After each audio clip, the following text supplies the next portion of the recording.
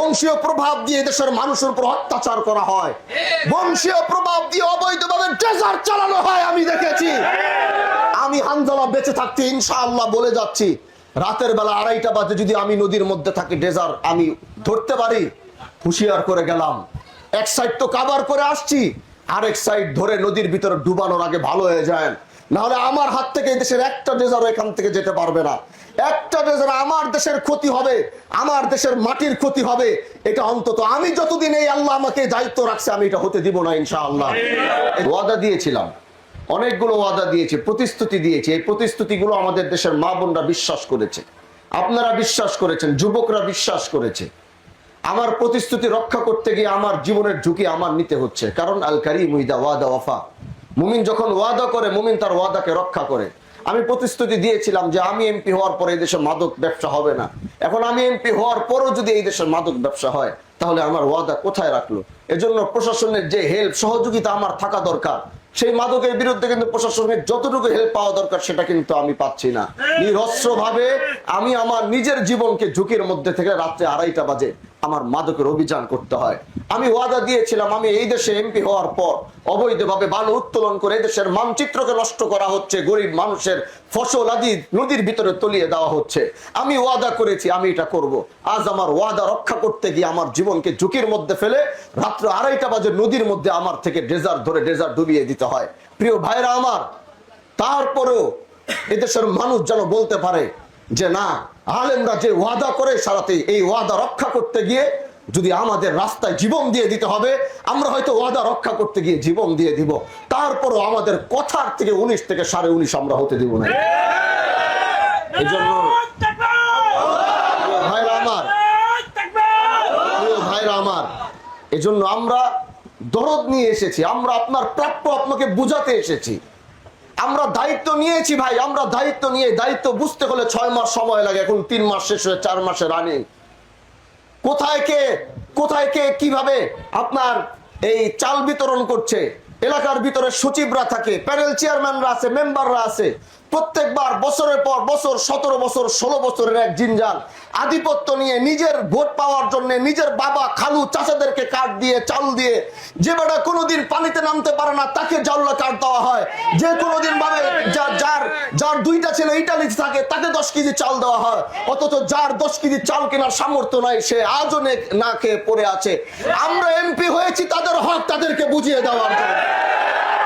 এজন্য প্রিয় ভাইরা আমার, সময় দেন, সবকিছু নোট করতেছি কোথায় কি চলছে, কোন সচিব কি করছে, কোন প্যানেল চেয়ারম্যান কি করছে, কোন মেম্বার কি করছে, এই দেশের কোথায় রাতের আধারে কে মাদক ব্যবসা করছে, কে নারীবাজি করছে, কে মেয়ে ব্যবসা করছে, সব নোট আমার কাছে ফাইল জমা হচ্ছে। এই জন্য রাতের বেলা আমি নিজে আমার সদস্য, আমার ফোর্স বাহিনী নিয়ে পুলিশকে আমার সাথে রেখে রাতের বেলা দেখেছেন কেজিতে কেজি গাঁজা উদ্ধার করছি, ইয়াবা উদ্ধার করছি। আগামীর শিবচরে ওয়াদা করেছিলাম মাদক থাকবে না ইনশাআল্লাহ, বাস 6টা মাস পরিপূর্ণ সময় দেন, এদেশে মাদক থাকবে না, চাঁদাবাজি থাকবে না, অন্যায় থাকবে না, দুর্নীতি থাকবে না, আধিপত্য থাকবে না ইনশাআল্লাহ। বংশীয় আমরা দেখেছি বংশীয় প্রভাব দিয়ে দেশের মানুষের উপর অত্যাচার করা হয়, বংশীয় প্রভাব দিয়ে অবৈধভাবে ট্রেজার চালানো হয়। আমি দেখেছি।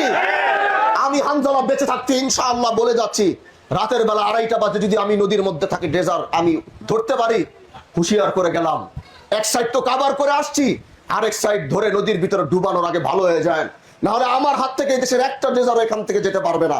একটা ডেজার আমার দেশের ক্ষতি হবে, আমার দেশের মাটির ক্ষতি হবে। এটা অন্তত আমি যতদিন এই আল্লাহ আমাকে দায়িত্ব রাখছে, আমি এটা হতে দিব না ইনশাআল্লাহ।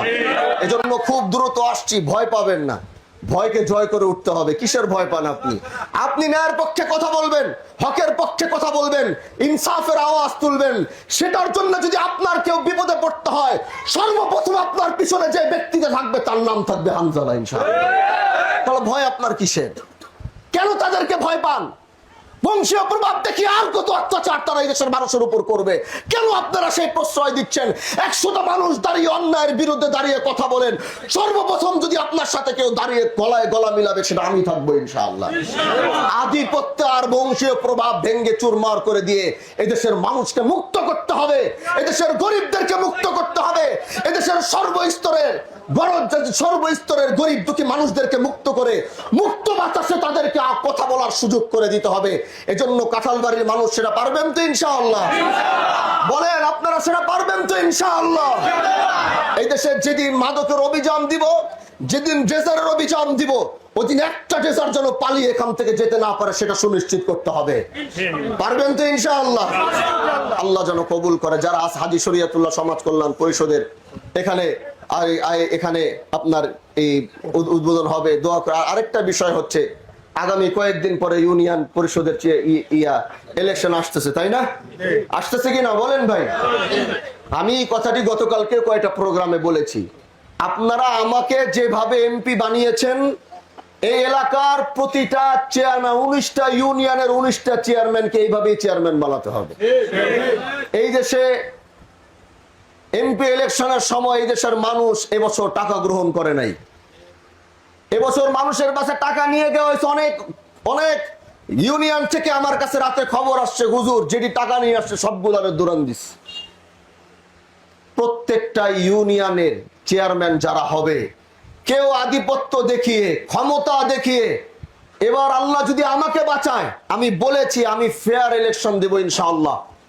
যে যোগ্য মানুষটাকে যোগ্য মনে করবে, ভোট দিয়ে তাকে নির্বাচিত করবে ইনশাআল্লাহ। এই জন্য আধিপত্য দেখিয়ে এই চেয়ারম্যান, মেয়র, উপজেলা আধিপত্য দেখিয়ে হবে না। মানুষ যাকে নিজের মনে করবে, জনদরদি মনে করবে, গরিবের বন্ধু মনে করবে, যেভাবে আপনারা আমাকে ভোট দিয়েছেন, আমি 1 পয়সা আপনাদেরকে দিতে পারি নাই, কিচ্ছু দিতে পারি নাই। আমাকে 28 বছরের সন্তানকে আপনারা এমপি বানিয়েছেন।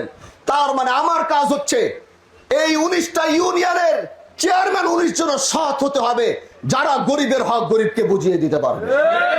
এমপি যদি সংসদ সদস্যর কাজ এটা না, তারপরে সংসদ সদস্য যদি পকেটের ভিতরে সিল নিয়ে ঘুরতে পারে, মানুষ আসার আগে তার চাওয়াটা যদি পূরণ করতে পারে, আর এলাকায় গিয়ে এমপি যদি মানুষের ঘরে ঘরে ঘুরতে পারে, তাহলে কোন চেয়ারম্যান পরিষদে বসে কাজ করতে পারবে না, মানুষের বাড়িতে গিয়ে গিয়ে কাজ করতে হবে।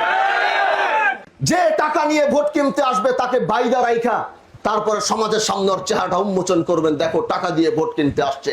কারণ যে টাকা দিয়ে ভোট কিনতে আসবে সে কোনোদিন জনগণের দরদ নিয়ে আসে নাই। টাকা দিয়ে ভোট কিনা মানে তার কাছে টাকা আছে, এখন শুধু পাওয়ার লাগবে, পাওয়ারটা টাকা দিয়ে সে কিনে নিচ্ছে। এই সুযোগ আগামীতে আপনারা কাউকে দিবেন না। আমাকে যেমন এমপি বানিয়েছেন, আমার 19টা চেয়ারম্যানও আপনারা এরকম বানিয়ে দিবেন, যারা সৎভাবে ন্যায় নিষ্ঠার সাথে কাজ করবে। তারাও জানো এমপি যেমন রাস্তায় রাস্তায় ঘুরে, চেয়ারম্যানদেরকেও রাস্তায় রাস্তায় ঘুরতে হবে। পারবেন তো ইনশাআল্লাহ? বাংলাদেশের সামনে মহাসচিব বলেছে, বাংলাদেশের সামনে শিবচরকে আমি একটি রোল মডেল দাঁড় করাতে চাই। ইনশাআল্লাহ এটা সম্ভব। বাংলাদেশের প্রথম একটা থানা ঘোষণা হবে, যেই থানার ভিতরে কোনো মাদক নাই, চাঁদাবাজি নাই, অন্যায় নাই, জুলুম নাই, চুরি নাই, ডাকাতি নাই। এটা আমাকে একটু সহযোগিতা করেন, গোটা বাংলাদেশের সামনে শিবচরকে ঘোষণা দিব যে শিবচর মাদক মুক্ত হয়েছে, অন্যায় মুক্ত, জুলুম মুক্ত হয়েছে। শুধু আপনাদের সহযোগিতা প্রয়োজন। করবেন তো ইনশাআল্লাহ? আপনার স্বপ্নগুলো আকাশ ছুবে প্রবাসীর হেলিকপ্টারের মাধ্যমে। বিয়ে, জন্মদিন অথবা যে কোনো বিশেষ প্রয়োজনে হেলিকপ্টার ভাড়া করতে যোগাযোগ করুন স্ক্রিনে দেয়া নাম্বারে। প্রবাসীর হেলিকপ্টার, নিরাপদ ও সাশ্রয়ী বাহনের বিশ্বস্ত নাম।